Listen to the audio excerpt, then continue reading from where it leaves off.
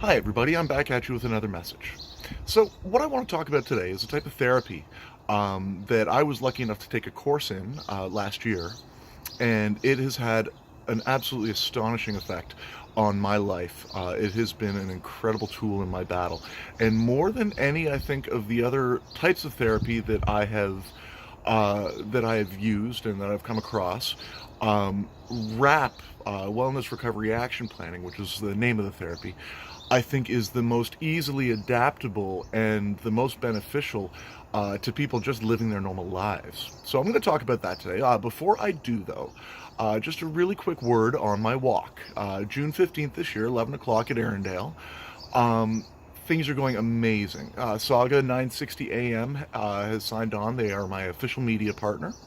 I'm going to be going out to businesses over the next few weeks and, just trying to drum up support and drum up as much interest in the walk as I can. So basically, what I'm throwing out there right now is an appeal for help. Anybody that's out there, if you've got some free time and you want to hang out with the depressed guy, or maybe just give me some advice or some direction. Give me a call if you have my number. If not, just direct message me here on Facebook. I'd love to talk to you. Any help I can get with this, because it's growing and it's getting pretty big and it's getting pretty exciting. And yeah, so anybody wants to help, please. So back to RAP. Okay. RAP therapy, what I'm going to do is I'm going to try and give a really brief overview of it. And what I need everybody to remember is I am not a trained RAP facilitator. I am not a psychologist. I am literally a guy with depression that uses RAP. And what I'm going to discuss today is how I use RAP and how I think everybody should use RAP. So the first step when you're doing RAP, and what RAP ends up actually being is a plan that you live your life by. So the first thing you have to do, and it's particularly difficult if you're in a low place, if you're really sick with depression, because the very first thing you do is a very thorough examination of yourself.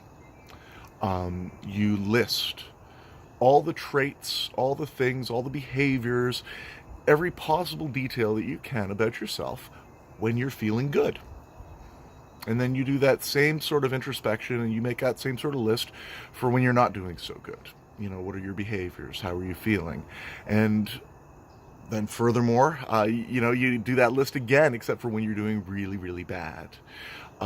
So you start off with a snapshot of, how I am when I'm good, how I am when I'm and how I am when I'm terrible.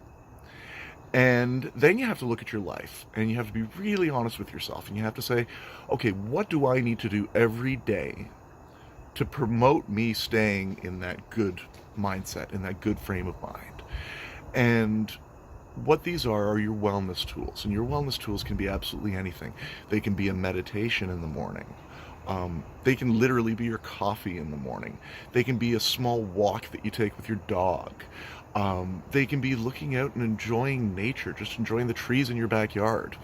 Every little thing that you can think about that brings you joy, that brings you positivity.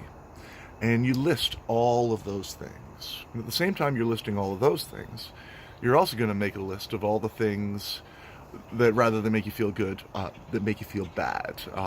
In therapy, we call these your triggers, the things that can upset you in a severe and quick way.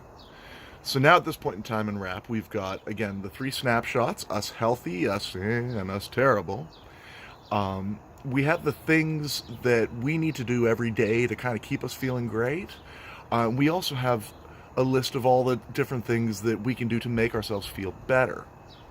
And, last but not least, we've got all the triggers and all the challenges that we can think about that we encounter. So, if you put this all together, what you have is a living document, and hopefully one that you add to all the time, because, unfortunately, you're probably going to find things that upset you now and again that you have to add to your trigger list. And hopefully you're going to find things that you really enjoy that you can add to your wellness list.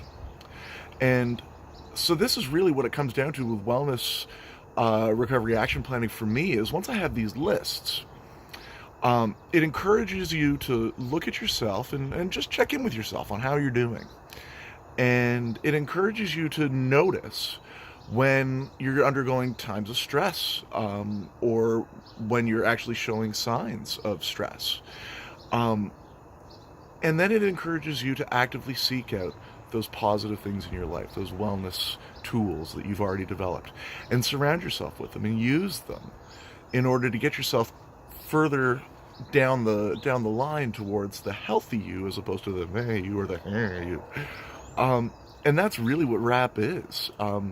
You know, it's the acknowledgement of positivity on a day-to-day basis, and the acknowledgement that when you're in times of stress, um, when you're hurting, when you're not feeling too good, uh, it's really important to use those wellness tools to help guide you back to a state where you're feeling better.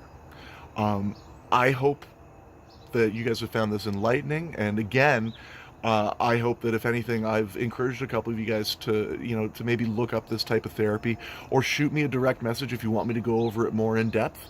Again, I'm not a professional at this, but I can help you with my own experience. All right. And last but not least, again, anybody that wants to help me with the walk, please, please, please contact me. All right. I'll talk to you all soon. Thank you so much.